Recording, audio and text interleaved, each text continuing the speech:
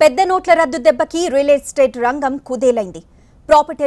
Property consultancy సంస్థ Knight Frank India తాజా నివేదికను బయటపెట్టింది. దేశవ్యాప్తంగా 8 నగరాల్లో నిర్వహించిన సర్వేలో రియల్ ఎస్టేట్ రంగం అమాంతం పడిపోయినట్లు తేలింది. నోట్ల రద్దు ప్రభావంతో రియల్ రంగానికి కోలుకోలేని దెబ్బ తగిలిందని సర్వే తేల్చింది. నోట్ల రద్దు రియల్ ఎస్టేట్ రంగాన్ని కోలుకోలేని దెబ్బతీసింది. ప్రధాని మోదీ అనుకున్నదొకటి, అయ్యింది మరొకటి. నోట్ల రద్దు ముందు వరకు 3 పువ్వులు 6 కాయలుగా వెరసిల్లిన రియల్ ఎస్టేట్ రంగం ఇప్పుడు కోలుకోనే స్థితి కనిపించడం లేదు.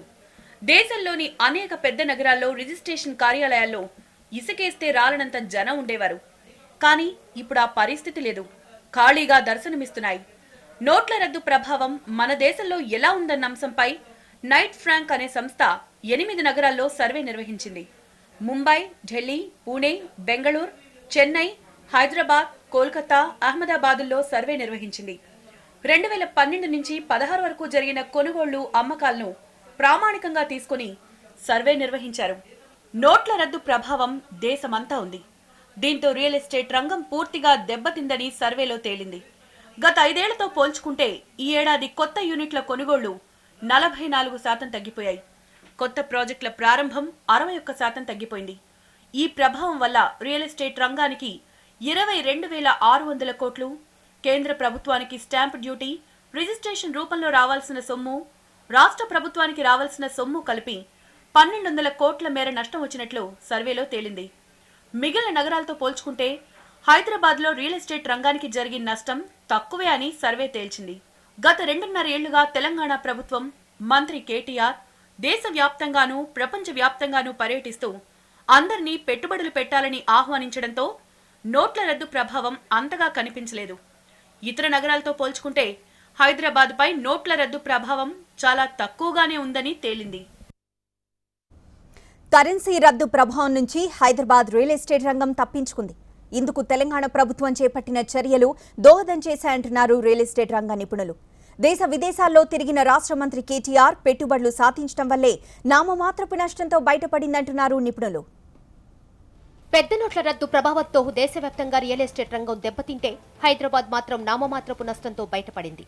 అన్ని నగరాల్లో ఆఫీసుల కోసం అద్దెకు తీసుకునే భవనాల సంఖ్య, అలాగే ఇళ్ల అమ్మకాలు పూర్తిగా పడిపోయాయి. అయితే హైదరాబాద్లో ప్రభుత్వ నిర్ణయాల వల్ల పెద్ద పెద్ద సంస్థల ఆఫీసులు రావడంతో నోట్ల రద్దు ప్రభావం నుంచి తప్పించుకుందని సర్వేలో తేలింది. ఇక ఇళ్ల కొనుగోలు, అమ్మకాలు, కొత్త ప్రాజెక్టులు ప్రారంభంపై నోట్ల రద్దు ప్రభావం ఉందని సర్వే తేల్చింది. త్వరలో రాబోయే బడ్జెట్, జీఎస్టీ, 8% వడ్డీ రేట్లు తగ్గించే అవకాశం లాంటి అంశాల గురించి ప్రజలు వేచి చూస్తున్నారు.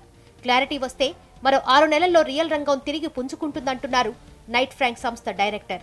అయితే ఈ సర్వేపై హైదరాబాద్కు చెందిన రియల్ రంగ నిపుణులు భిన్నాభిప్రాయాలు వ్యక్తం చేస్తున్నారు.